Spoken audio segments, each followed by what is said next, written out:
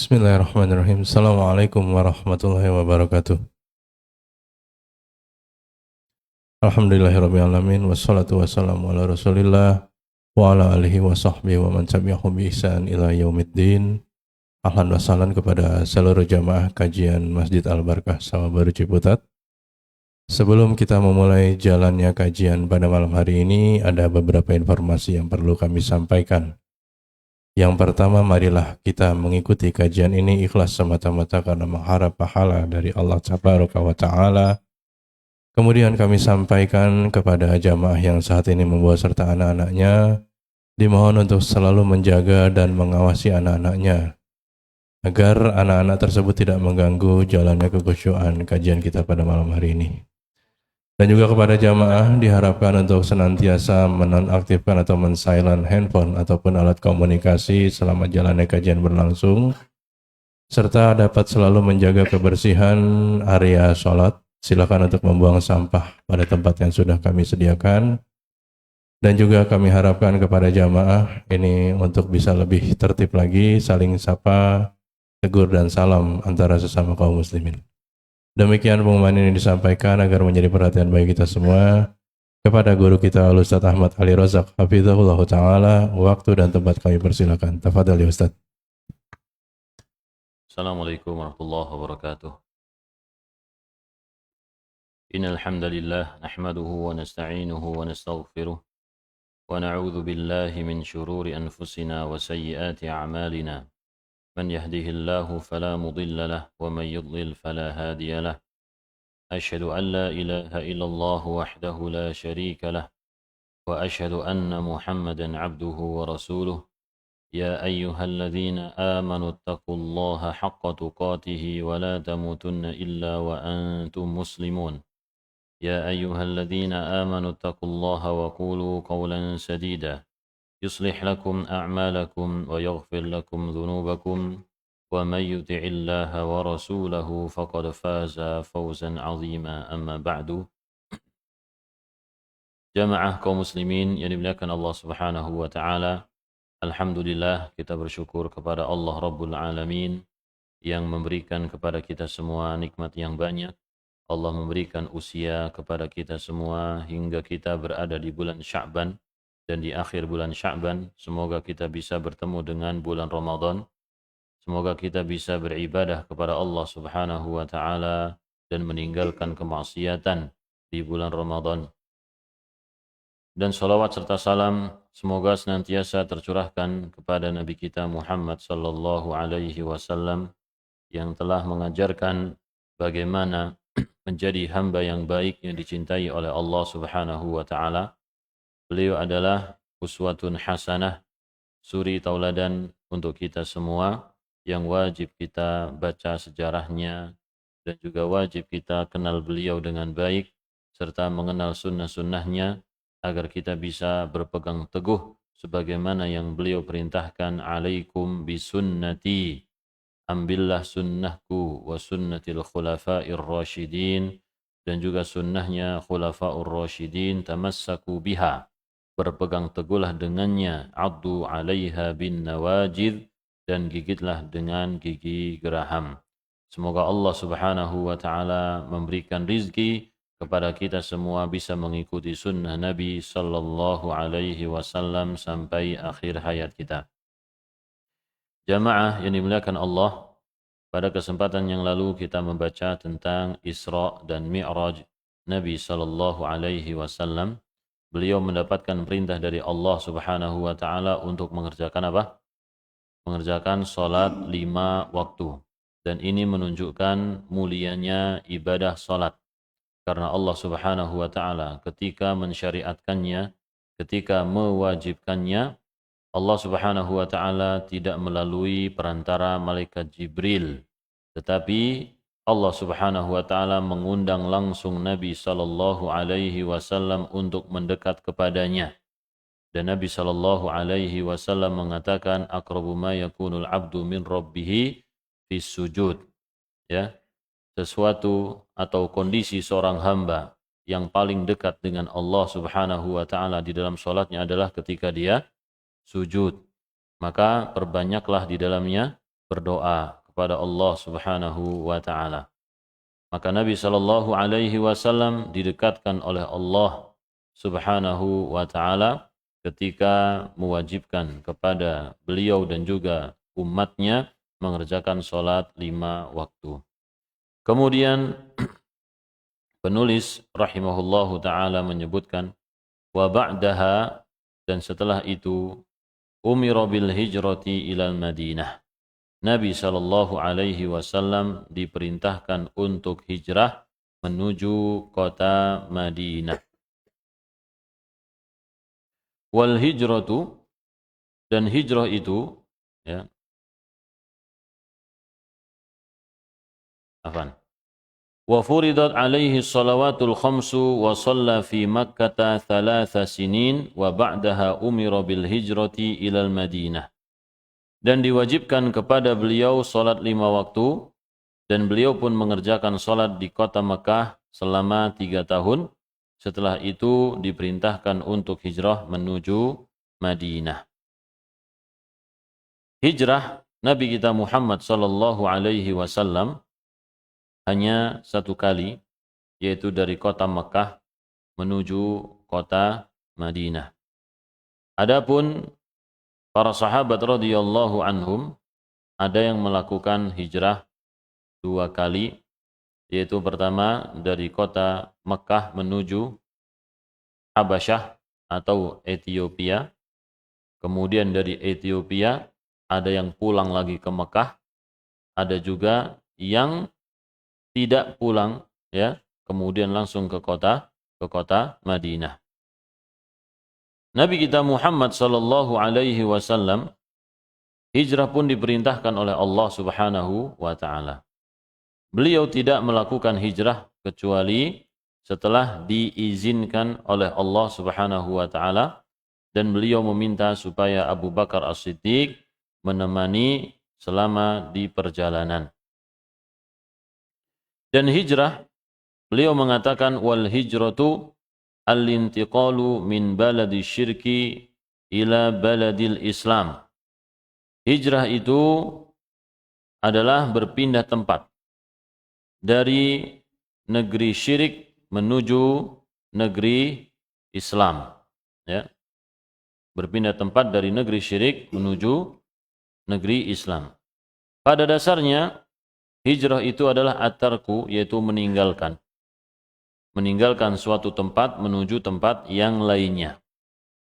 Dan apabila kita melihat sejarah Nabi sallallahu alaihi wasallam, maka di sana ada 2 macam hijrah, yaitu dari negeri fitnah menuju negeri yang aman. Di mana negeri fitnah itu kaum muslimin disiksa oleh orang-orang musyrikin. Sulit untuk menjalankan kewajiban-kewajiban mereka kepada Allah Subhanahu wa taala. Syiar-syiar Islam tidak bisa ditegakkan karena mereka mendapatkan ancaman yang sangat besar dari musuh-musuh Allah Subhanahu wa taala. Dalam kondisi seperti itu, kaum muslimin diperintahkan untuk berhijrah, berpindah tempat, mencari tempat yang aman. Dan tempat yang aman ini tidak disyaratkan sebagai negeri Islam. Ya. Tempat yang aman ini tidak disyaratkan sebagai apa? Negeri Islam. Yang penting mereka aman, tidak disiksa dan dipaksa untuk kembali murtad memeluk agama musyrikin, dan mereka juga bisa menjalankan kewajiban sebagai seorang muslim. Oleh karena itu, Nabi sallallahu alaihi wasallam dengan petunjuk Allah Subhanahu wa taala mengarahkan kaum muslimin untuk hijrah dari kota Mekah menuju negara Ethiopia atau Habasyah. Beliau mengatakan bahwasanya di sana ada seorang raja yang tidak akan menzalimi orang yang ada di bawahnya. Dan betul apa yang disampaikan oleh Nabi sallallahu alaihi wasallam ketika para sahabat radhiyallahu anhum sampai di Habasyah, maka mereka mendapatkan keamanan, dilindungi oleh rajanya. Sampai ketika ada 2 utusan dari kota Mekah, yaitu orang musyrikin yang datang ingin menarik mereka kembali ke kota Makkah supaya bisa disiksa, mereka membawa berbagai macam hadiah, di antaranya yang paling disukai adalah kulit, ya. Maka mereka merencanakan sesuatu yang jahat dengan memberikan para petinggi-petingginya dulu disuap dengan hadiah bermacam-macam. Supaya apa? Supaya ketika mereka bicara di hadapan raja, para pembesar ini bisa menguatkan apa yang mereka inginkan. Akan tetapi Allah Subhanahu wa taala memberikan petunjuknya kepada raja tersebut. Raja ini tidak bergeming dengan suap yang mereka berikan. Tetap di atas pendiriannya, tetap di atas keadilannya. Ya. Dan pada dasarnya raja ini adalah juga ahli ilmu, orang yang berilmu dari kitab suci yang dianutnya. Yang ketika itu mereka menganut agama apa? Agama Nasrani, agama Kristen, ya. Tentu dalam ajaran-ajaran mereka pun mengajarkan kebaikan, melarang riswah, melarang suap menyuap. Maka pemimpin ini mengamalkan apa yang diajarkan oleh agamanya. Kemudian akhirnya terjadilah dialog antara kaum muslimin dengan raja Ethiopia tersebut, ya, Raja An-Najasyi, yang diwakili oleh Ja'far. Ja'far berbicara, ya, panjang lebar, wahai raja, dulu kami berada dalam kondisi jahiliyah dan seterusnya. Kemudian datang kepada kami seorang nabi yang kami kenal nasabnya, kejujurannya, amanahnya, dan juga di mana dia keluar, kapan kembali, semuanya diketahui. Dia datang mengajak kami supaya beribadah hanya kepada Allah Subhanahu wa taala dan juga memiliki akhlak yang mulia, ya. Maka kemudian Raja Najasyi minta supaya dibacakan salah satu surat atau salah satu ayat yang mereka terima dari Nabi Muhammad sallallahu alaihi wasallam, maka dibacakanlah surat apa? Surat Maryam. Kaf ha ya ain sad, dzikru rahmati rabbika 'abdahu Zakaria, dan seterusnya, yang di sana ada kisah tentang kelahiran Nabi Isa. Hingga akhirnya Allah Subhanahu wa taala memberikan hidayah kepada Raja Najasyi untuk masuk Islam, ya. Dan beliau mengusir orang musyrikin yang datang untuk merayu supaya mengembalikan kaum muslimin di tangan mereka, diusir. Kembalilah, aku tidak akan menyerahkan mereka kepada kalian selama-lamanya, ya. Maka kaum muslimin meskipun mereka tinggal di negeri kafir, tapi negeri kafirnya aman karena pemimpinnya adil, pemimpinnya baik, menjalankan agamanya, dan kemudian Allah berikan petunjuk untuk masuk Islam, ya. Kemudian hijrah yang lain yaitu dari kota Mekah menuju kota Madinah. Ketika Nabi Muhammad sallallahu alaihi wasallam telah mengambil janji dari orang-orang Madinah yang terdiri dari suku Khazraj, kemudian disusul oleh suku Aus. Maka mereka sepakat untuk melindungi Nabi Muhammad sallallahu alaihi wasallam, melindungi beliau seperti mereka melindungi keluarga mereka sendiri, dan bahkan mereka rela mengorbankan keluarganya, harta bendanya untuk Nabi Muhammad sallallahu alaihi wasallam. Itulah komitmen yang mereka buat sebelum Nabi sallallahu alaihi wasallam berangkat hijrah bersama Abu Bakar As-Siddiq, ya. Diceritakan bagaimana Nabi sallallahu alaihi wasallam berhijrah, yaitu Nabi memerintahkan Ali bin Abi Thalib untuk tinggal di rumahnya karena memang masih ada amanah-amanah yang beliau belum berikan, ya. Jadi orang-orang itu biasa menitipkan sesuatu kepada Nabi sallallahu alaihi wasallam ketika mereka ingin keluar kota, ingin safar.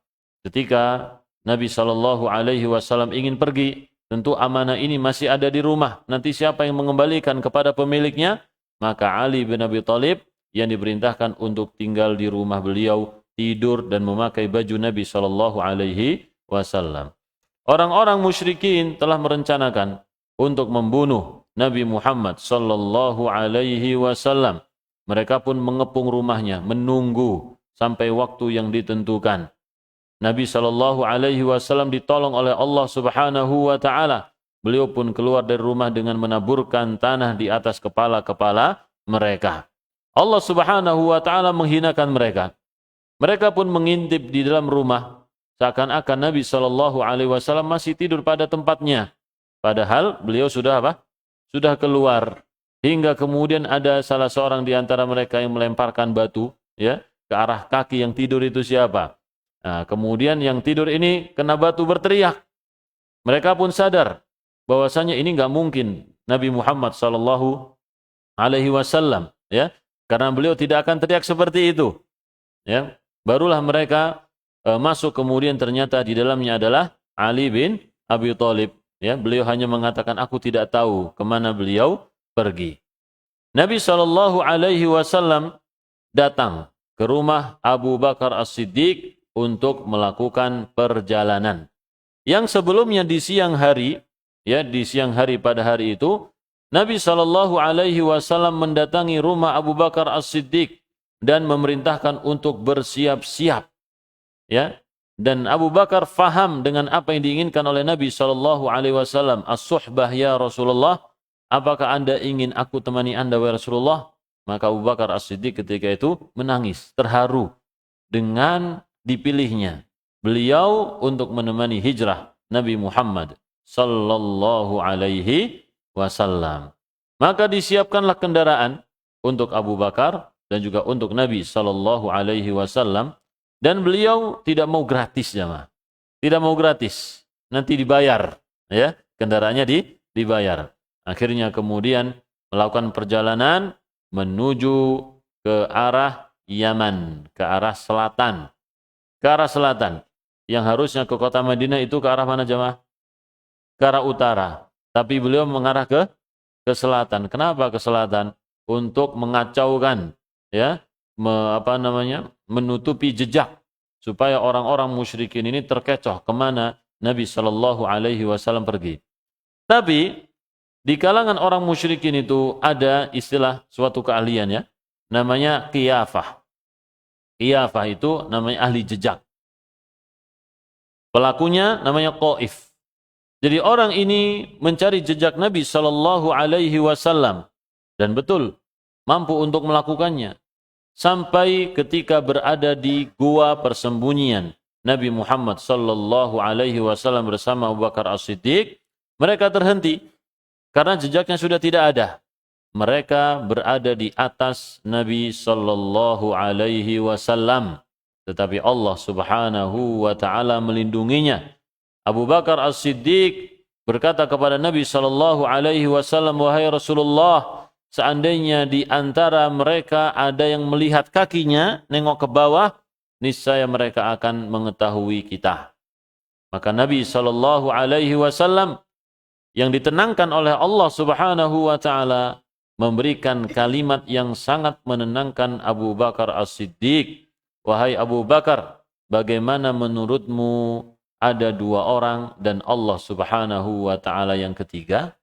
Ya, artinya kebersamaan Allah Subhanahu wa taala bersama Nabi sallallahu alaihi wasallam dan juga Abu Bakar adalah kebersamaan yang khusus. Allah menolong Rasulullah Shallallahu Alaihi Wasallam dan juga Abu Bakar As-Siddiq, sehingga orang-orang musyrikin yang hampir saja, ya, mendapatkan Nabi Shallallahu Alaihi Wasallam, mereka tidak mendapatkan apapun dan kembali dalam keadaan rugi, Dan Nabi Shallallahu Alaihi Wasallam kemudian tinggal di gua tersebut atau di suatu gua yang sekarang disebutkan gua Gua Thawr, ya. Gua Thawr. 3 hari. Kemudian beliau melanjutkan perjalanan ke arah pantai. Ya. Lalu ada seseorang yang lewat ke kota Mekah dan mengatakan, aku tadi kayaknya melihat ada 2 orang berjalan ke arah pantai. Ya, mungkin itu adalah Muhammad sallallahu alaihi wasallam dan juga Abu Bakar. Nah, Suraqah karena menginginkan imbalan, jadi orang-orang musyrikin membuat sayembara siapapun yang bisa menangkap Rasulullah Shallallahu Alaihi Wasallam maka akan diberikan hadiah 100 ekor unta. Ya, maka dia yang sedang santai duduk-duduk mengatakan, ah bukan, itu si fulan dan juga si fulan tadi aku melihatnya. Padahal dalam hatinya, oh itu betul tuh. Nabi Muhammad SAW dan juga siapa? Abu Bakar As-Siddiq. Kemudian dia masuk ke rumah, memerintahkan pembantunya untuk menyiapkan kudanya, ya, bawa kuda ini di balik bukit ini, ya. Lalu dia pun duduk-duduk bersama teman-temannya sampai kemudian tidak merasa apapun, masih ngobrol biasa. Ketika mereka sudah selesai ngobrol, dia pun pulang langsung berangkat bersama kudanya mengejar ke arah Nabi Muhammad sallallahu alaihi wasallam. Abu Bakar As-Siddiq melihat kejadian tersebut. Ada di belakangnya orang yang sedang mengikutinya, ya. Dia pun tengok ke belakang terus. Wahai Rasulullah, ada yang ngejar kita, ya. Kemudian Nabi SAW sangat tenang karena memang Allah Subhanahu wa taala memberikan ketenangan kepada Nabi sallallahu alaihi wasallam. Langsung ketika ingin mendekat, maka kuda itu terperosok kakinya, maka Suraqah pun terjatuh, ya.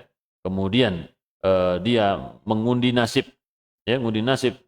Yang keluar apa? Jangan dilanjutin, gitu ya. Tapi dia masih lanjutin lagi, terperosok lagi kedua kalinya. Akhirnya ketika dekat dengan Nabi Shallallahu Alaihi Wasallam terperosoknya, dia pun meminta keamanan, tolong bikin tulisan buat aku, ya, supaya nanti kejadian apa? Karena Nabi Shallallahu Alaihi Wasallam menjanjikan di kota Mekah akan melakukan apa? Peperangan, ya, kemenangan untuk menghancurkan kesyirikan. Maka Nabi Shallallahu Alaihi Wasallam memberikan keamanan untuk Suraqah ini, ya, Masya Allah. Jadi Allah Subhanahu Wa Taala memberikan pertolongan untuk Nabi kita Muhammad Sallallahu Alaihi Wasallam selama perjalanan. Nabi Sallallahu Alaihi Wasallam beberapa hari melakukan perjalanan melalui, ya, daerah dekat dengan pantai sampai kemudian tempat yang pertama kali beliau singgahi adalah Kuba. Pertama kali yang beliau lakukan di sana adalah membangun masjid.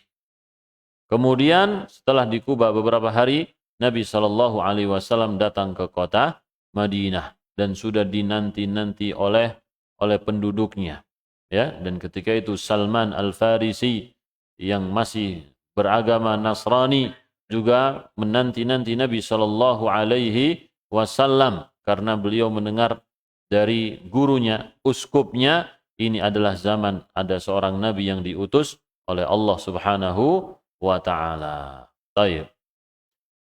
Jadi itu sedikit dari perjalanan singkat hijrah Nabi Muhammad sallallahu alaihi wasallam bersama Abu Bakar As-Siddiq.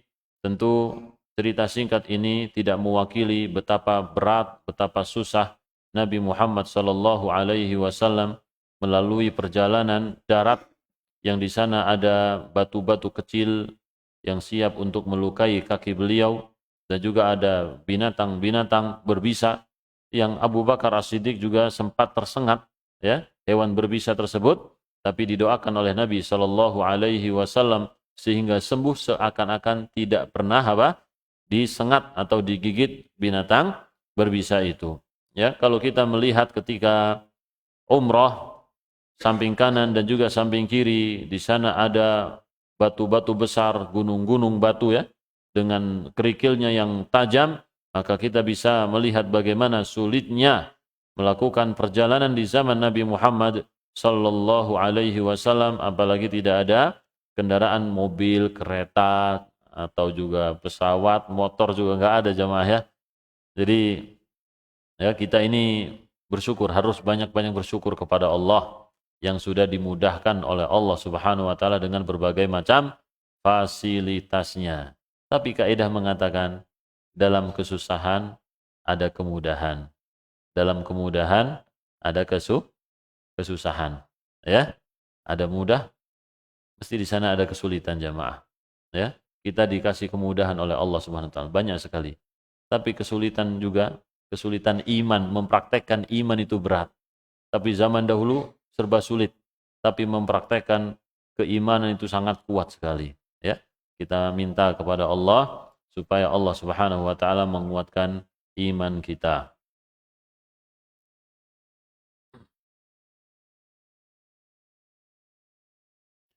Kemudian tadi kita sebutkan hijrah ya.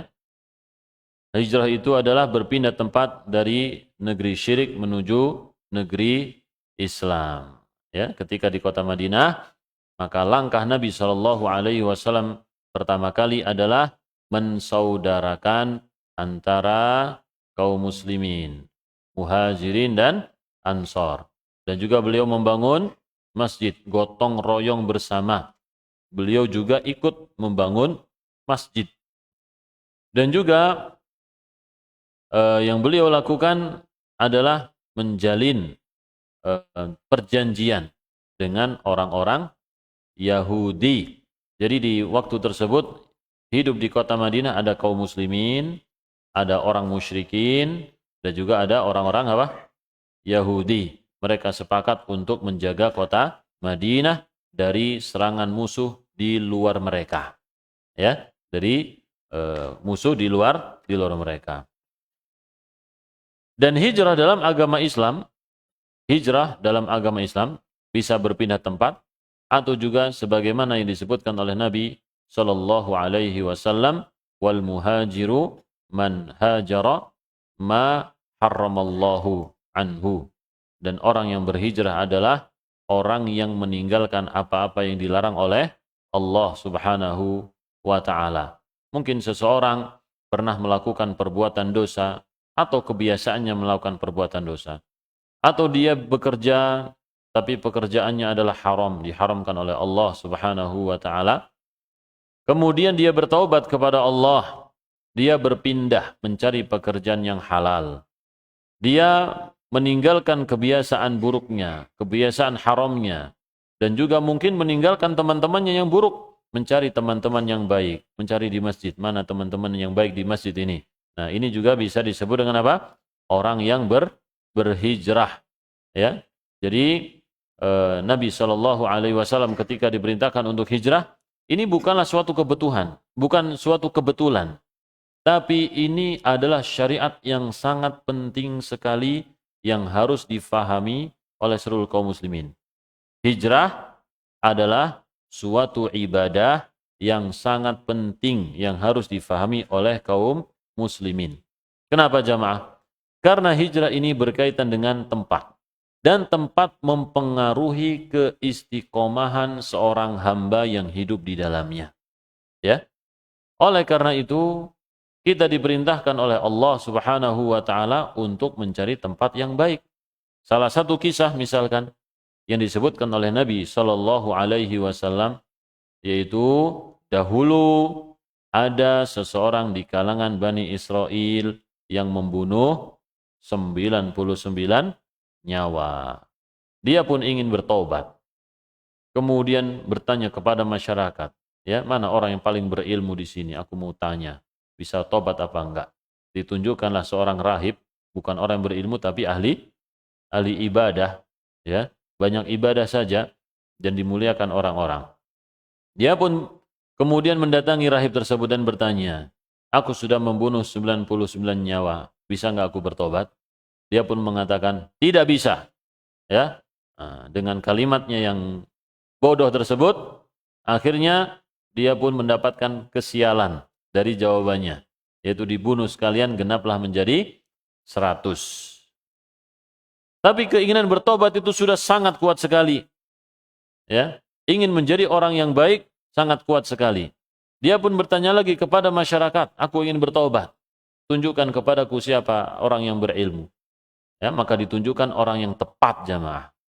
Ya, ketika kita membutuhkan sesuatu, lalu kita datang kepada orang yang tepat, maka itu adalah nikmat yang besar dari Allah Subhanahu wa taala, terutama berkaitan dengan ilmu. Baik. Datanglah si pembunuh ini kepada orang yang berilmu, ya, dan mengatakan, aku sudah membunuh 100 nyawa, aku ingin bertobat, bisa enggak aku bertobat? Bisa. Siapa yang bisa menghalangi antara kamu dengan Tuhanmu? Dengan taubat? Enggak ada. Ya. Jadi silakan bertobat kepada Allah Subhanahu wa ta'ala. Akan tetapi pergilah kamu ke kampung fulan, ya. Di sana ada orang-orang yang beribadah kepada Allah Subhanahu wa taala. Idhab ila ardi fulan fa inna biha unasun ya'budunallah fa'budillaha ma'ahum. Kamu berangkat ke kampung fulan, jangan di sini. Ya. Di sana ada orang-orang yang beribadah kepada Allah, kamu ibadahlah bersama mereka. Wala tarji ila ardika fa inna ardaka ardosu. Fa inna ardaka ardusu. Dan janganlah kamu kembali ke kampungmu, karena kampungmu ini adalah kampung yang buruk. Artinya apa jamaah? Keburukan suatu tempat bisa membawa keburukan sifat yang dimiliki oleh seseorang. Ya, jadi kita mencari lingkungan nih, antum biasanya kan mencari tempat tinggal, entah perumahan atau apa, lihat dulu tetangganya gimana lingkungannya nih. Banyak kaum muslimin atau banyak orang-orang non muslim. Ya, ini aja ada masjid atau ada gereja kan gitu ya. Nah, biasa dilakukan ritual-ritual apa? Antum lihat. Baik. Jadi ini sangat penting sekali jamaah. Bahkan kendaraan atau bahkan peliharaan yang dirawat oleh seseorang itu pun mempengaruhi wataknya jamaah. Mempengaruhi sifat. Ya. Itu unta misalkan. Kata Nabi SAW, kesombongan itu pada pemilik unta. Dan kelembutan itu pada pemilik kambing. Ya, ini. Jadi seseorang misalkan antum lihat saja, orang ketika antum sendiri ya, ketika memiliki kendaraan yang mewah, mahal harganya, wah gimana rasanya jemaah? Ya, gimana rasanya?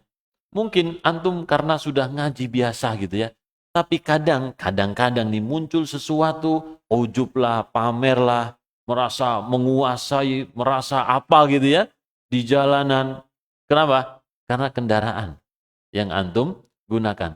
Beda ketika antum menggunakan motor butut misalkan, atau mobil banyak baret-baretnya, mobil biasa. Rasanya berbeda jamaah. Rasanya berbeda. Gitu. Dan Nabi SAW menginginkan supaya kita sederhana, ya, memiliki segala sesuatu sesuai dengan kebutuhan. Ya boleh kita memiliki mobil yang memang fungsinya ingin cepat, ingin kuat gitu ya. Misalkan ya, tidak masalah jamaah. Seperti Nabi Muhammad SAW juga memiliki unta yang bagus, ya, karena salah satu keberkahan itu pada kendaraan yang cepat. Seperti ucapan Nabi SAW, as-sa'adatu fi arba'ah, kebahagiaan itu di empat hal. Salah satunya adalah al-markabul hani, kendaraan yang nyaman, ya, kendaraan yang nyaman, bukan mewah, bukan, tapi kendaraan yang nyaman. Wal baitul wasi', rumah yang luas, terasa luas jemaah. Rumah Nabi luas? Hah? Enggak, tapi terasa apa? Terasa luas, ya. Baik. Kita lanjutkan. Apa tadi ya? Hah? Hijrah. Baik. Oh iya, lingkungan ya. Dalam hijrah menunjukkan pentingnya lingkungan bagi seorang muslim. Ya, ini tidak boleh kita abaikan. Oleh karena itu orang tua ketika memiliki anaknya tingkat TK, masuk SD, bingungnya minta ampun nih. Orang tua milih mana? Mau milih sekolah kan swasta atau sekolah biasa? Ya, bingung. Lihat biayanya, aduh. Sampai orang tua itu ya sudah nggak apa-apa, habis-habisan dia. Rumah, ngontrak, dagang habis untuk bayar SPP anaknya, yang penting anaknya bisa terjaga. Ya, banyak yang seperti itu jamaah. Dan kita menyaksikannya. Mereka rela hidup biasa-biasa saja, berjuang untuk anaknya supaya bisa mondok, ya, atau sekolah di sekolah Islam. Kenapa? Karena begitu besar harapan orang tua supaya anaknya ini bisa terjaga akhlaknya dan juga agamanya, mendapatkan pendidikan yang baik, akidah yang benar, nanti rajin sholatnya juga bagus, ya, menghormati orang tua, menghormati guru. Baik. Kemudian wal hijratu faridatun ala hadhil ummati. Hijrah itu hukumnya adalah wajib bagi umat ini min baladi syirki ila baladil Islam. Dari negeri syirik menuju negeri Islam. Nah, kita ini negeri apa ini jamaah? Negeri Islam ya. Insyaallah kita berada di negeri Islam. Apa biasanya tandanya? Yaitu tandanya adalah dengan syiar-syiar Islam yang bebas dilakukan secara umum. Ya. Adzan berkumandang, masjid-masjid, jutaan masjid di Indonesia jamaah. Ya. Dan juga sholat Id, bahkan berbeda pendapat dalam sholat itu beda-beda pun nggak masalah ya di negara kita ini. Jadi dan juga banyak para wanita yang memakai jilbab menutup auratnya, baik itu di masjid ataupun di perkantoran bahkan di pemerintahan. Ya, nah ini menunjukkan Islam adalah negara apa? Negara Islam. Baik. Dan oleh karena itu kita harus menjaga pemimpin jamaah ya. Pemimpinnya kita berusaha selalu muslim. Na'udzubillah, jangan sampai kita memiliki pemimpin non-muslim. Wa hiya baqiyatun ila an taqumas sa'atu. Dan hijrah itu tetap disyariatkan sampai hari kiamat. Wad dalilu qauluhu ta'ala. Nah, sekarang ini ada tagar kabur dulu aja katanya. Kemana perginya jamaah? Ya, dan untuk apa? Nanti disebutkan di sini jelaskan tentang seseorang yang pergi ke luar negeri untuk apa? Maka di sana ada syarat-syaratnya. Dan dalil wajibnya hijrah yaitu firman Allah Subhanahu wa taala, Innal ladzina tawaffahumul malaikatu zalimi anfusihim qalu fima kuntum. Sesungguhnya orang-orang yang diwafatkan oleh para malaikat dalam kondisi menzalimi diri mereka sendiri, para malaikat mengatakan fima kuntum, ya, di mana kalian berada? Qalu kunna mustad'afina fil ardi. Mereka mengatakan kami orang yang lemah di muka bumi, nggak bisa kemana-mana.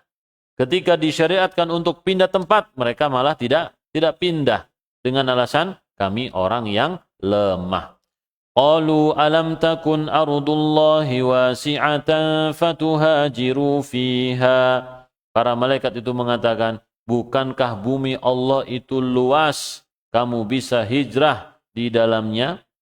Sebagian orang-orang yang tidak mau hijrah tetap disiksa oleh orang musyrikin sampai ada yang murtad kembali jamaah. Karena enggak kuat dengan apa? Siksaan orang musyrikin. Faulaika ma'wahum jahannam. Mereka ini tempat tinggal mereka, tempat kembali mereka adalah jahannam. Wasa'at masira. Dan neraka jahannam adalah seburuk-buruk tempat kembali. Illal mustad'afina minar rijali wan nisa'i wal wildani la yastati'una hilah. Kecuali orang-orang yang lemah. Seperti apa? Laki-laki yang sudah tua, para wanita, dan juga anak-anak yang mereka tidak memiliki cara gimana ini. Wala yahtaduna sabila, dan juga tidak tahu jalan. Ya, karena yang biasa melakukan perjalanan itu orang-orang laki-laki jamaah. Faulaika 'asallahu an ya'fuwa 'anhum wa kana Allahu 'afuwan ghafura. Mereka itu semoga diampuni oleh Allah Subhanahu wa taala, dimaafkan oleh Allah, dan Allah Maha Pemaaf dan Maha Pengampun. Baik, silahkan adzan.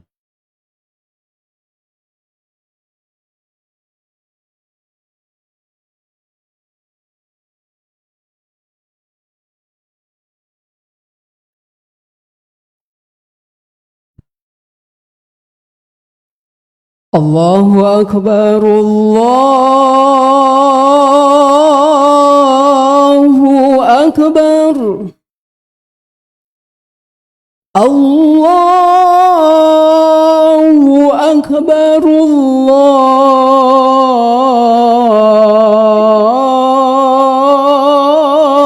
Allahu Akbar.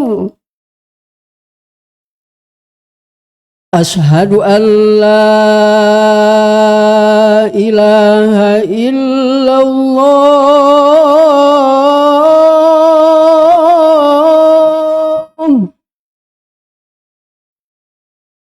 أشهد أن لا إله إلا الله.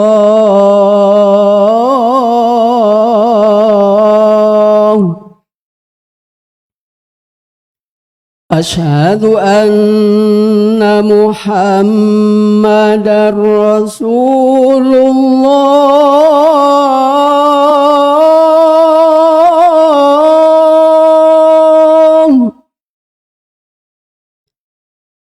أشهد أن محمدًا رسول الله.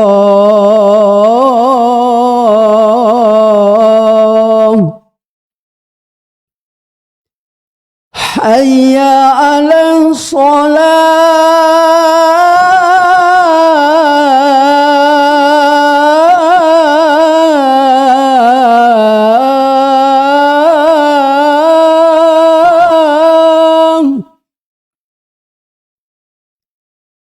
حي على الصلاة.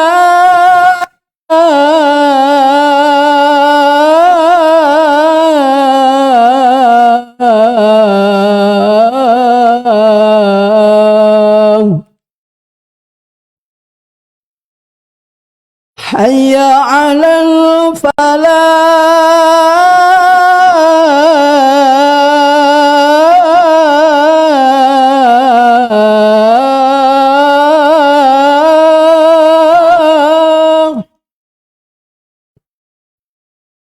حي على الفلاح.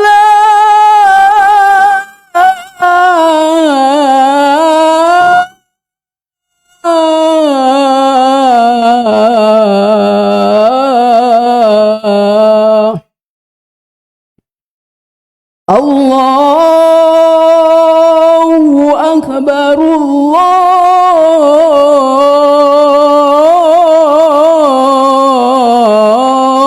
الله أكبر. لا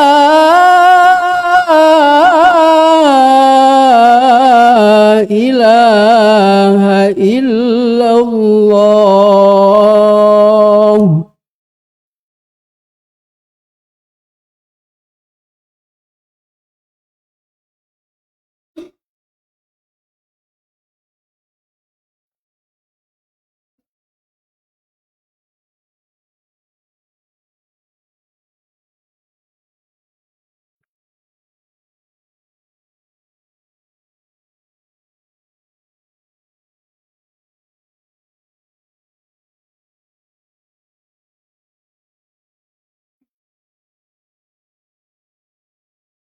الله أكبر الله أكبر. أشهد أن لا إله إلا الله. أشهد أن محمدًا رسول الله. حي على الصلاة. حي على الفلاح. قد قامت الصلاة قد قامت الصلاة. الله أكبر الله أكبر. لا إله إلا الله. سووا صفوفكم وتراصوا صف lurus rapat. الله أكبر.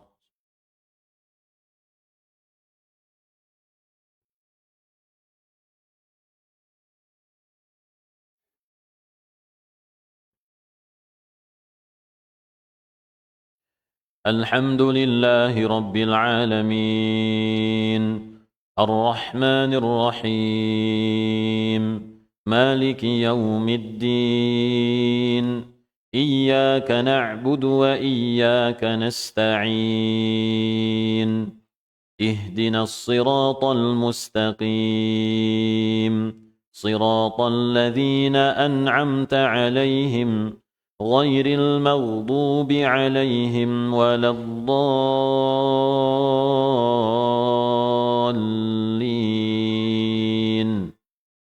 آمين.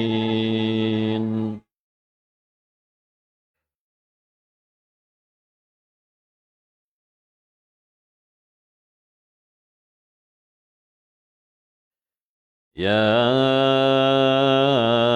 أيها المزمل قم الليل إلا قليلا نصفه أو انقص منه قليلا أو زد عليه ورتل القرآن ترتيلا إنا سنلقي عليك قولا ثقيلا إن ناشئة الليل هي أشد وطئا وأقوم قيلا إن لك في النهار سبحا طويلا واذكر اسم ربك وتبتل إليه تبتيلا رب المشرق والمغرب لا إله إلا هو فاتخذه وكيلا واصبر على ما يقولون واهجرهم هجرا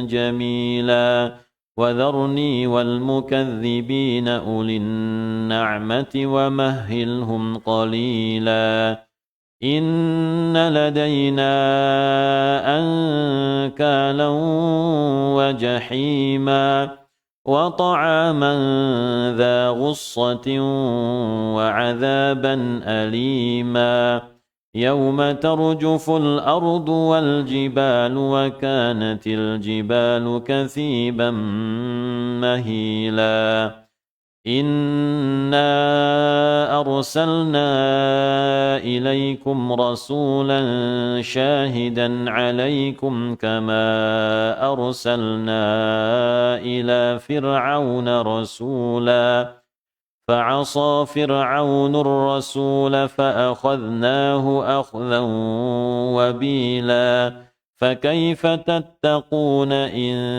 كفرتم يوما يجعل الولدان شيبا السماء منفطر به كان وعده مفعولا إن هذه تذكرة فمن شاء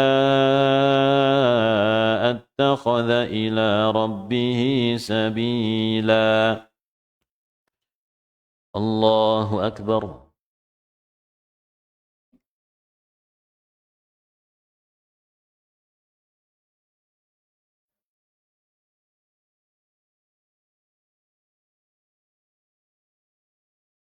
سمع الله لمن حمده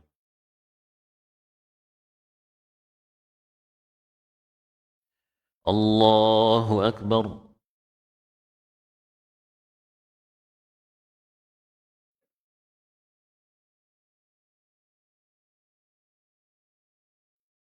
الله أكبر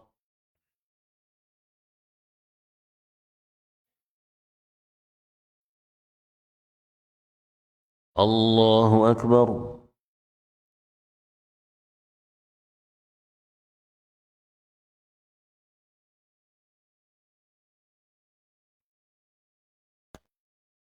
الله أكبر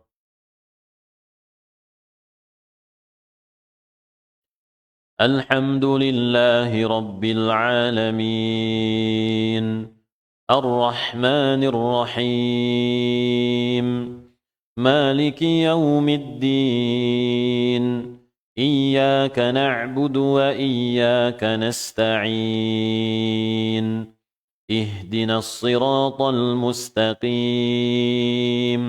صراط الذين أنعمت عليهم غير المغضوب عليهم ولا الضالين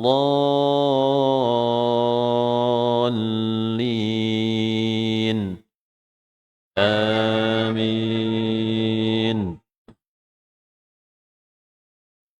إن ربك يعلم أنك تقوم أدنى من ثلثي الليل ونصفه وثلثه وطائفة من الذين معك والله يقدر الليل والنهار علم أن لن تحصوه فتاب عليكم فاقرؤوا ما تيسر من القرآن علم أن سيكون منكم مرضى وآخرون يضربون في الأرض يبتغون من فضل الله وآخرون يقاتلون في سبيل الله فاقرؤوا ما تيسر منه وأقيموا الصلاة وآتوا الزكاة وأقرضوا الله قرضا حسنا وما تقدموا لأنفسكم من خير تجدوه عند الله هو خيرا وأعظم أجرا واستغفروا الله إن الله غفور رحيم الله أكبر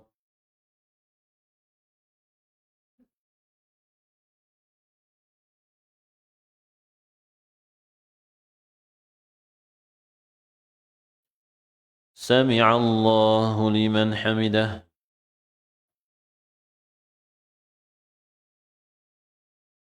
الله أكبر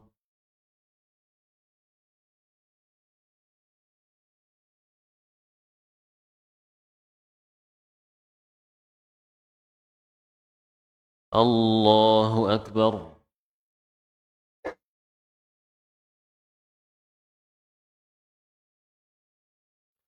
الله أكبر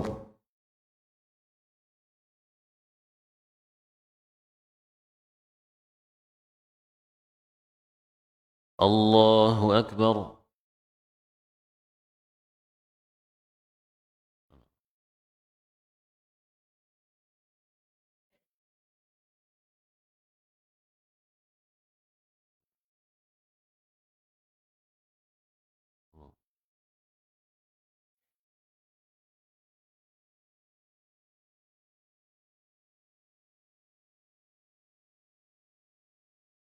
الله أكبر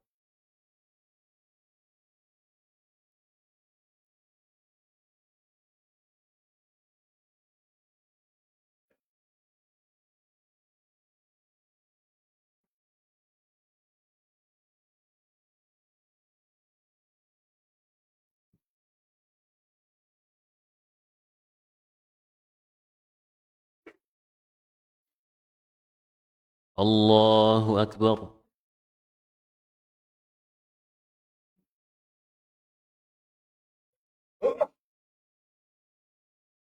سمع الله لمن حمده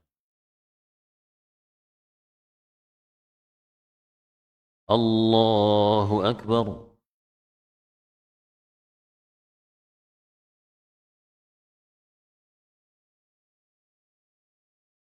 الله أكبر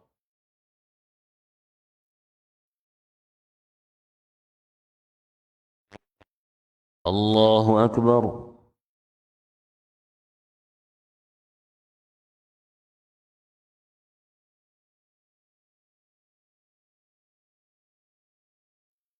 الله أكبر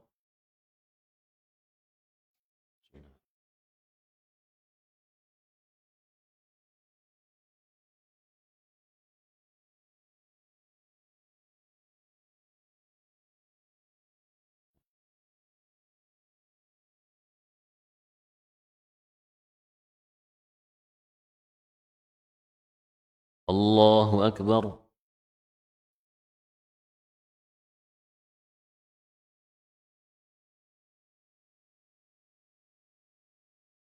سمع الله لمن حمده الله أكبر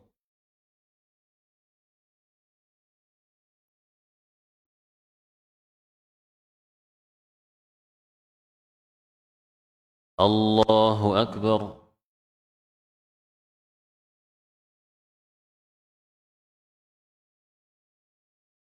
الله أكبر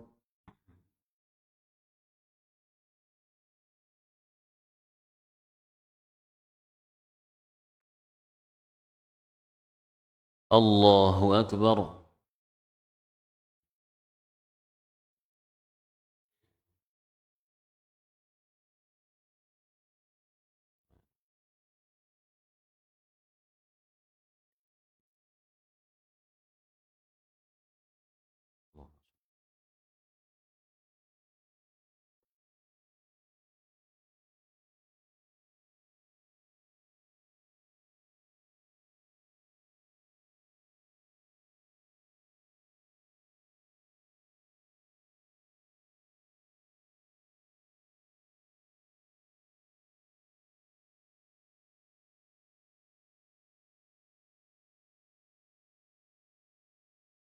السلام عليكم ورحمة الله.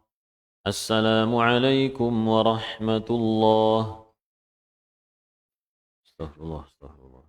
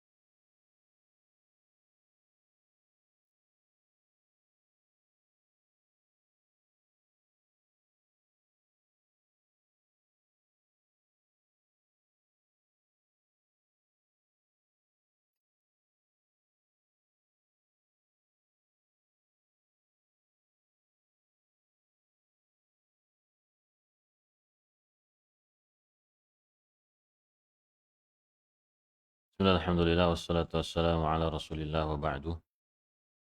Tadi kita bacakan ayat dalam surat An-Nisa ayat 97-99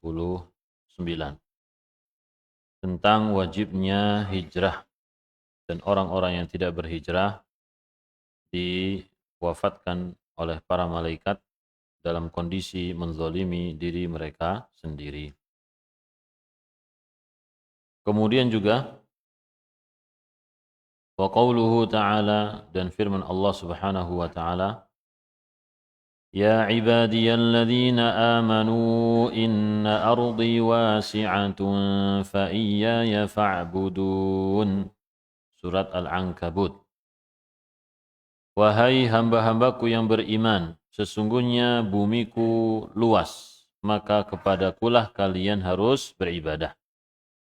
Kita bisa beribadah kepada Allah Subhanahu wa ta'ala di belahan bumi manapun. Kalau iman sudah tertanam di dalam hati kita dan juga ketakwaan, maka dia akan selalu bersama kita meskipun kita berada di tengah-tengah orang-orang musyrikin.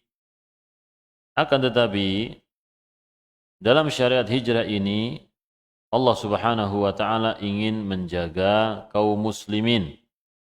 Karena memang hidup di tengah orang-orang musyrikin itu akan mempengaruhi akidah kita dan juga amaliyah kita. Betapa banyak kita saksikan saudara-saudara kita kaum muslimin yang hidup di tengah-tengah orang kufar, mereka sedikit demi sedikit ya lebih dekat kepada pemikiran liberal yang ikut saling membantu dalam perayaan ritual agama yang lain yang dimurkai oleh Allah Subhanahu wa ta'ala, atau bahkan juga mereka minum khamar, membuat pesta-pesta yang dilarang oleh Allah Subhanahu wa ta'ala, ya, dikarenakan apa? Dikarenakan mereka bercampur baur dengan orang-orang yang kufur kepada Allah, orang-orang yang tidak memiliki agama. Qala al-Baghawi rahimahullahu ta'ala, berkata Imam al-Baghawi, sababu nuzuli hadhil ayah fil muslimin alladhina bi Makkah. Sebab turunnya ayat ini yaitu tentang orang-orang Islam yang berada di kota Mekkah, lam yuhajiru, mereka belum hijrah. Nadahumullahu bismil iman. Allah memanggil mereka dengan sebutan iman. Allah tidak memanggil mereka dengan wahai kafir, murtad, tidak. Tapi orang-orang yang tidak hijrah itu masih muslim atau sudah kafir? Masih muslim jemaah ya. Mereka melakukan suatu pelanggaran karena tidak menjalankan perintah Allah, tetapi mereka masih disebut sebagai orang yang beriman.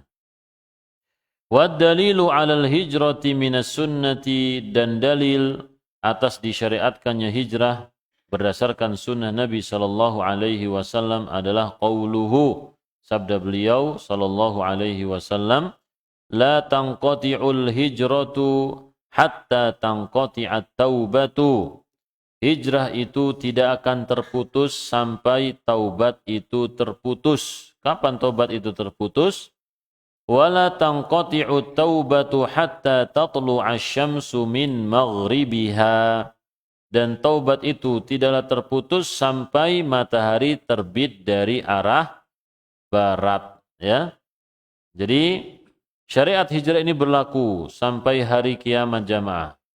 Seseorang yang merasa sempit hidup di suatu tempat, tidak leluasa untuk beribadah kepada Allah Subhanahu wa ta'ala, banyak gangguan, maka silakan hijrah.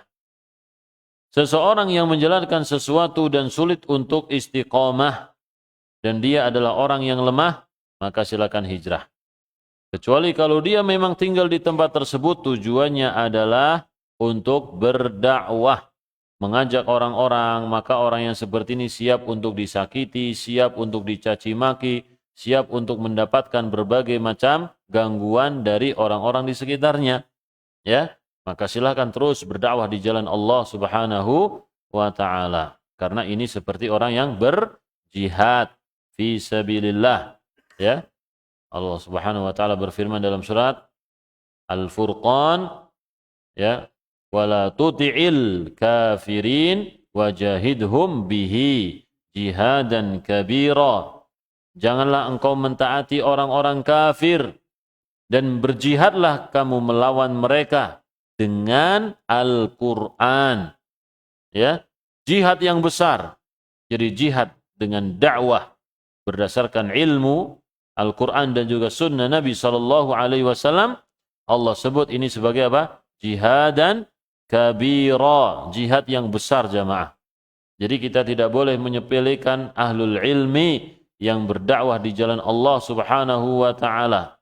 Ya, karena mereka adalah orang yang fi sabilillah, berada di jalan Allah Subhanahu wa taala. Seandainya mereka meninggal dunia dalam perjalanan berdakwah di jalan Allah, dan insyaallah matinya adalah mati syahid, meskipun tidak diperlakukan seperti orang yang meninggal di medan perang, ya kan? Tidak perlu dimandikan, tidak perlu disolatkan, kan gitu ya. Nah, tidak perlu dimandikan tadi, dikafani, tetap dikafani, disolatkan boleh saja, ya. Tapi kalau orang yang meninggal dunia berdakwah, maka seperti jenazah yang lainnya, ya, dimandikan, dikafani, disolati, dan dikebumikan seperti kaum muslimin yang lainnya. Taib. Adapun hadis Nabi sallallahu alaihi wasallam, la hijrata ba'dal fathi walakin jihadun wa niyyatun. Tidak ada hijrah setelah Fathu Makkah. Akan tetapi yang ada adalah jihad dan juga niat untuk berjihad fi sabilillah. Ya. Apa maksudnya tidak ada hijrah setelah Fathu Makkah? Yaitu orang-orang yang hidup di Mekah tidak perlu lagi hijrah ke tempat yang lain atau hijrah di kota Madinah, enggak perlu. Kenapa? Karena Mekah ketika itu sudah menjadi kota Islam, ya, yang berhala-berhala di sekitarnya sudah disingkirkan oleh Nabi sallallahu alaihi wasallam. 360 berhala dihancurkan oleh kaum muslimin, dikeluarkan dari sekitar Ka'bah, ya, dibersihkan.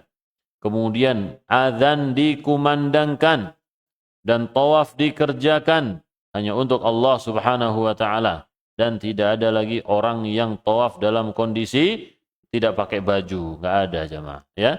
Jadi semua ibadah yang dilakukan di situ murni untuk Allah Subhanahu wa taala. Hatta wa qatiluhum hatta la takuna fitnatun wa yakuna ad-dinu kulluhu lillah. Perangilah mereka sampai tidak ada kesyirikan dan supaya ketaatan itu semua hanya milik Allah Subhanahu wa taala. Kalau sudah Fathu Mekah, kemudian pembukaan atau penyerangan-penyerangan yang lainnya, Hunain, kemudian Tabuk, orang-orang masuk Islam, maka selesai apa jemaah? Selesai dakwah Nabi sallallahu alaihi wasallam, ya. Tinggal dilanjutkan oleh para sahabat radhiyallahu anhum ajma'in. Baik. Apa yang dimaksud dengan hatta tatlu'a asy-syamsu min maghribiha, sampai matahari terbit dari arah barat? Ini adalah salah satu tanda hari kiamat kubro, hari kiamat besar. Ketika orang-orang melihat kejadian tersebut, maka tidak lagi bermanfaat keimanan yang baru mereka munculkan. Seperti dalam hadis Abu Hurairah radhiyallahu anhu, ya, dalam firman Allah Subhanahu wa taala, "Yauma ya'ti ba'du ayati rabbika la yanfa'u nafsan imanuha lam takun amanat min qablu aw kasabat fi imaniha khaira." Pada waktu datangnya sebagian tanda-tanda kekuasaan Allah Subhanahu wa taala, yaitu apa? Matahari terbit dari barat. Maka keimanan seseorang itu tidak bermanfaat untuknya yang sebelumnya dia tidak beriman. Jadi orang kafir tetap dihukumi sebagai apa? Kafir. Atau orang yang baru beramal, dia bertaubat kepada Allah Subhanahu wa taala setelah melihat kejadian tersebut, ini juga tidak berguna, ya. Jadi ini salah satu, tapi bukan berarti setelah matahari terbit dari barat langsung hancur semuanya. Tidak jemaah, ya. Masih panjang di sana. Masih banyak kejadian-kejadian setelah matahari terbit dari barat. Nah, apakah kemudian matahari terbit ke timur lagi, dari timur lagi, atau ke barat terus? Wallahu alam, setelah hari itu. Baik. Kemudian disebutkan di sini tentang hukum safar. Kalau ada pertanyaan silahkan. Tentang hukum safar ke negeri orang-orang kafir. Disebutkan, dijelaskan oleh beliau, ya, safar ke negeri orang kafir pada asalnya tidak boleh. Tidak boleh, kecuali dengan 3 syarat. Yang pertama, an yakuna indal insani ilmun yadfa'u bihi syubhat. Orang yang melakukan safar tersebut punya ilmu untuk menghalau syubhat. Ya, dia punya ilmu untuk menghalau syubhat. Jadi ilmunya harus tinggi ini ya. Yang kedua, an yakuna indahu dinun. Dia memiliki agama, ketaatan yang baik. Yamna'uhu minasyahawat. Yang bisa menghalanginya dari hawa nafsu. Ya, karena kalau di luar negeri itu ya mungkin banyak beredar makanan minuman yang haram, kemudian juga perbuatan-perbuatan yang haram, wanita-wanita yang terbuka, ya, dan juga yang lainnya. Syarat yang ketiga, an yakuna muhtajan ila dzalik. Memang ada keperluan untuk melakukan perjalanan ke negeri orang kafir. Jadi yang pertama yaitu memiliki ilmu untuk menghalau syubhat. Yang kedua, agamanya bagus, ketaatannya bagus, tidak mudah mengikuti syahwat. Dan yang ketiga, kalau dia butuh. Kalau tidak memiliki 3 syarat tersebut, fa innahu la yajuzu safaru ila biladil kufar. Maka tidak boleh safar menuju negeri orang-orang kafir. Kenapa? Lima fi dzalika minal fitnati, karena hal tersebut mengandung fitnah, ujian. Kita menguji diri sendiri, tes. Ya, tes akidah, tes ibadah, ya, tes ketakwaan kita kepada Allah Subhanahu wa taala. Benar enggak kita takwa kepada Allah? Nah, ini ngetes sendiri. Au khauful fitnah, atau khawatir kalau dia terjatuh dalam fitnah. Wa fihi, dan juga idha'atul mali, menyia-nyiakan harta benda. Li'annal insana yunfiku amwalan katsiratan fi hadhil asfar. Karena kalau kita melakukan safar seperti itu, akan banyak uang yang terbuang jamaah. Ya, misalkan kita mau pergi ke mana? Ke Amerika. Bukan untuk mengunjungi saudara-saudara kita kaum muslim. Cuman pengen tahu saja. Ya, berapa harga tiket yang kita beli. Nanti pesan hotelnya, makannya, ya, dan lain sebagainya. Tentu ini biaya yang sangat banyak jamaah. Baik. Adapun safar untuk jalan-jalan ke negeri orang kafir, maka ini bukanlah suatu hajah, bukan suatu kebutuhan.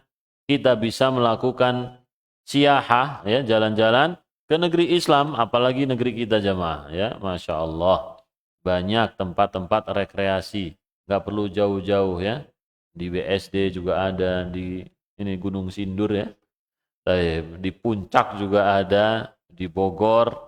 Masya Allah. Atau yang pengen jauh di Semarang dan sekitarnya, banyak sekali jamaah.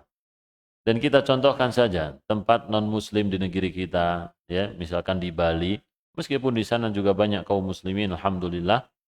Tapi tempat-tempat yang rekreasi yang dipenuhi oleh orang-orang non-muslim, ya, mungkin antum yang pernah ke sana, ya, bisa mengetahui bagaimana kondisinya. Baik.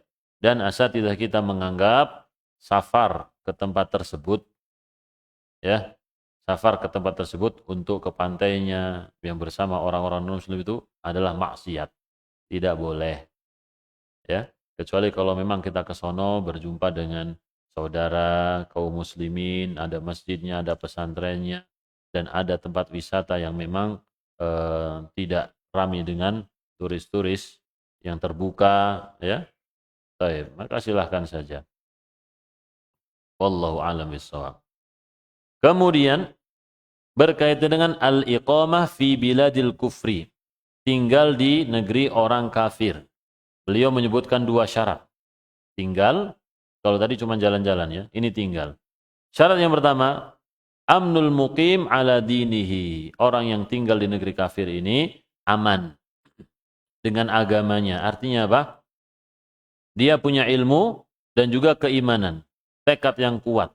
Dia tenang, kokoh di atas agamanya, dan bisa menghindarkan diri dari penyimpangan-penyimpangan. Baik. Kemudian yang kedua, syarat yang kedua, memungkinkan dia untuk menampakkan agamanya. Ya, an yatamakkana min izhari dinihi bihaitsu yaqumu bi sya'airil Islam biduni mumani'. Jadi dia bisa menjalankan syariat Islam tanpa ada halangan, seperti mengerjakan sholat 5 waktu, ya, entah di rumahnya atau bahkan di jalan, ya. Kita melihat banyak orang yang mengerjakan sholat itu di jalan atau di tempat-tempat umum yang terlihat sepi, ya, dan biasa saja. Maka ini salah satu syarat mukim di negeri orang kafir. Nah, kalau seseorang pergi negeri orang kafir, sholat pun susah, makan pun susah, ya, cari tempat yang lain. Ya, mungkin di bagian tertentu dari negeri kafir itu banyak kaum muslimin, ya. Jadi dia bisa mengerjakan sholat dan juga sholat Jumat, sholat berjamaah, dan juga ada teman-teman dari kaum muslimin dan lain sebagainya. Baik. Ini kita baca singkat saja. Wa ba'da tamami hadzainil syartaini al-asasiyaini tanqasimul iqamatu fi daril kufri. Nah, sekarang pembagian orang yang tinggal di negeri kufur. Yang pertama, orang yang tinggal di sana untuk dakwah. Kelas. Kalau ini sepakat, ya. Ini adalah perintah Allah dan sunnah Rasulullah sallallahu alaihi wasallam. Karena orang-orang kafir itu punya hak untuk mendengarkan hidayah. Orang kafir punya hak, jamaah. Orang-orang di pedalaman, orang-orang Badui misalkan, atau juga suku-suku yang masih di hutan itu, mereka punya hak untuk mendengarkan ilmu. Ya. Jadi kalau misalkan mereka tetap ditutup, tidak boleh orang itu menyampaikan ilmu dunia aja nggak boleh misalkan, ini sebenarnya menghalangi hak sebagai manusia. Ya. Dan ada kepentingan-kepentingan di sana, ya. Karena kalau orang nggak berilmu itu mudah untuk dia apa, jamaah? Mudah untuk ditipu, ya. Mudah untuk ditipu, diakal-akalin. Yang kedua, tinggal di sana untuk belajar. Mempelajari apa? Kondisi orang-orang kafir supaya kita tahu, waduh, orang kafir ternyata gini, agamanya begini, beda dengan agama Islam, ya. Jadi supaya kita mengetahui ternyata akidah mereka rusak, muamalah mereka juga rusak, ya. Juga sifat keegoisan di antara mereka, tidak peduli satu dengan yang lainnya. Maka yang seperti ini juga seperti berdakwah di jalan Allah Subhanahu wa taala. Tetapi juga memperhatikan maslahat dan madarat. Yang ketiga, ayyuqima li hajatid daulah. Dia tinggal di sana karena kepentingan negara, ya, seperti duta besar, ya. Nah, ini kepentingan negara. Banyak kaum muslimin yang ke sana harus dilindungi. Mereka mencari tempat sholat Jumat, ya, biasanya dia di kedutaan dan lain sebagainya. Ya, orang seperti itu juga harus menguatkan dari sisi agama.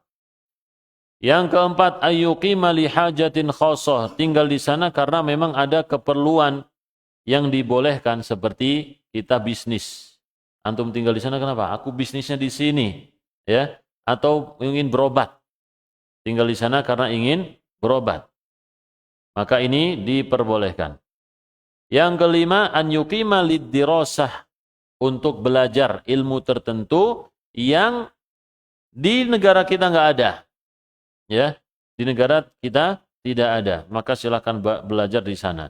Tapi yang seperti ini juga harus menguatkan ilmu agama. Karena ketika seseorang belajar, tentu dia akan banyak mendengar dari gurunya. Kadang-kadang orang non-muslim itu, ketika dia memiliki suatu pemikiran, prinsip dalam hidup, atau juga dalam agama, mau tidak mau mereka akan menyampaikan atau keceplosan kepada murid-muridnya.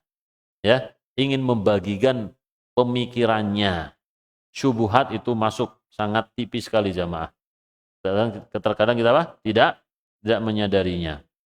Baik. Jadi ini kelima. Kemudian yang keenam, an yuqima lis-sakani wa hadha akhtar. ya, yaitu tinggal karena memang dia pengen tinggal di situ. Nah, ini berbahaya. Ya, ini lebih berbahaya daripada cuman sekedar belajar. Karena dia akan berkumpul di sekitarnya banyak orang-orang non-muslim. Nabi Shallallahu Alaihi Wasallam mengatakan, "Man jama'al musyrik wa sakana ma'ahu fahuwa mithluhu." Barang siapa yang bergaul dengan orang musyrik dan tinggal di tengah mereka bersamanya, maka dia akan menjadi sepertinya. Dan Nabi Shallallahu Alaihi Wasallam mengatakan, "Ana bari'un min kulli muslimin yuqimu baina adhuril musyrikin." Aku berlepas diri dari setiap muslim yang tinggal di antara orang-orang musyrikin. Para sahabat bertanya, kenapa ya Rasulullah? Ya, la tara'a narahum. Ya, itu tidak melihat apa? Api keduanya. Narohuma. Taib. Jadi ini tadi beberapa hal yang menjelaskan kepada kita semua bahwasanya safar ke negeri orang kafir itu bukanlah sesuatu yang baik kecuali kalau kita niatkan untuk Islam, ya, untuk berdakwah, untuk memang kemaslahatan, untuk mempelajari ilmu yang manfaatnya kembali kepada kaum muslimin, atau juga kita memang bisnismen, ya, kita punya kantor di sono, antum misalkan punya kantor di sana, boleh nggak Pak? Ya boleh, silahkan ya. Nah, berarti antum masya Allah luar biasa ya. Semoga Allah Subhanahu wa taala mudahkan kita semua untuk beribadah kepada Allah di mana saja dan juga anak-anak kita. Ada pertanyaan silahkan. Ustaz.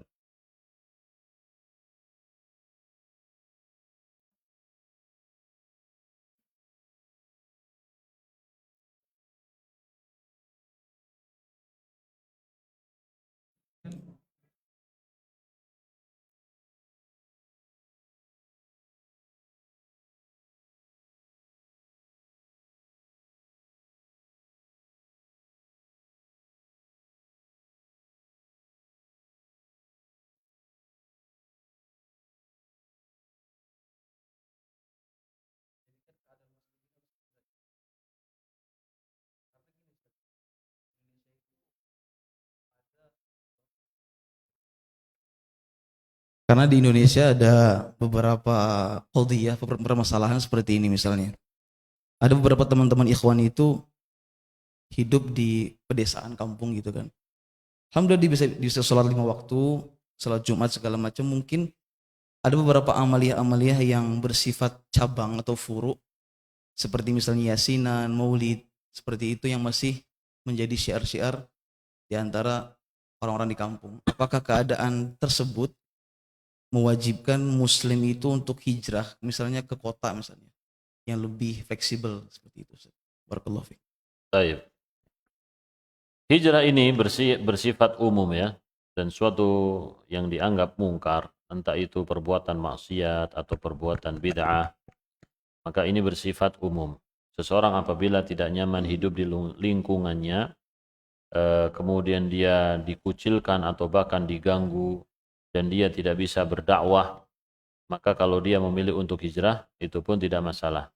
Tapi kalau dia ingin tetap di sana, dan bisa bergaul dengan masyarakat, masyarakatnya baik-baik, meskipun berbeda pendapat dalam masalah furu' misalkan, dia tidak tertekan, itu lebih baik ya. Masyarakat kita memang berbeda-beda jamaah. Ada yang sangat keras mensikapi perbedaan tersebut, tidak ada toleransi bagi orang yang menentang kebiasaan adat istiadat mereka. Ada juga yang mempersilahkan kalau ada yang berbeda silahkan, ya memang berbeda kan gitu ya. Nah, ada yang seperti ini. Kalau memang tertekan di suatu tempat, maka Indonesia ini adalah negara yang sangat luas, bisa pindah dari kota ke kampung, dari kampung ke kota, dari kota ke kota yang lain ya, atau dari pulau ke pulau yang lainnya. Banyak sekali pulau yang masih kosong, itu banyak sekali jamaah. Ya. Itu yang sudah dibangun itu masih kosong. Ada apa di sana jamaah? Untuk pindah ke sana bikin pesantren yang besar. Baik. Ya, semoga Allah memberikan kekuatan kepada kita di dalam menjalankan sunnah Nabi Sallallahu Alaihi Wasallam. Dan mereka adalah saudara kita kaum muslimin ya. Nggak boleh dianggap sebagai musuh, tidak boleh. Baik. Jika ummahat menginap di puncak berkelompok, walaupun ummahat semua sudah diizinkan suami Bagaimana ini? Mendingan nggak usah ya jamaah ya. Udah ummahat di rumah saja sama keluarganya. Ada suaminya yang dia mungkin bisa layani, dapat pahala besar daripada ini ummahat bareng-bareng melakukan safar ke puncak misalkan, ya tidak boleh kecuali dengan mahramnya. Apalagi ini sifatnya bukan wajib. Ya, kalau wajib masih dipertimbangkan.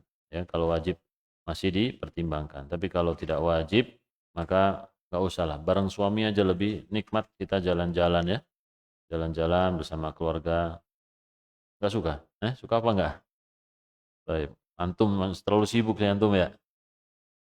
Ustadz, apakah termasuk jihad orang-orang beruntut ilmu seperti kami mengajar TPA? Naam, ya, mengajarkan ilmu kepada kaum muslimin, anak-anak kaum muslimin, ini juga bagian dari berjihad fi sabilillah. Jadi yang menuntut ilmu saja, yang belajar, itu bagian dari jihad fi sabilillah. Seperti dalam firman Allah Subhanahu wa taala surat At-Taubah, ya, halaman sebelum terakhir, wa ma kana al-mu'minuna liyanfiru kafah falaula nafara min kulli firqatin minhum ta'ifatul yatafaqahu fid din. Ya. Jadi Allah Subhanahu wa taala memerintahkan supaya kaum muslimin jangan semuanya pergi untuk berperang, tapi sebagian pergi untuk menuntut ilmu supaya ketika kaumnya ini kembali dari perang dan mereka juga pulang bisa memberikan peringatan. Wal yunziru qaumahum idza raja'u ilaihim la'allahum yahdzarun, supaya kaum muslimin tetap bertakwa kepada Allah. Orang berperang butuh ilmu, butuh keikhlasan. Orang beramal butuh ilmu, butuh keikhlasan. Dan juga memimpin negara, memimpin kota, itu juga butuh ilmu dan juga butuh keikhlasan. Jadi ini pentingnya apa? Pentingnya belajar, pentingnya ilmu. Jadi kita mengajar anak-anak TPA, ngajar ngaji, ngajar adab, ngajar akhlak, ngajar tauhid, ya. Ini adalah Masya Allah, ini pengabdian yang sangat luar biasa untuk kaum muslimin. Ya. Semoga Allah Subhanahu wa taala menjaga guru-guru kita semua, memberkahi mereka semua dan juga semoga memberikan semangat untuk mereka selalu belajar agama Islam. Rabbana atina fid dunya hasanah wa fil akhirati hasanah wa qina adzabannar. Assalamualaikum warahmatullahi wabarakatuh.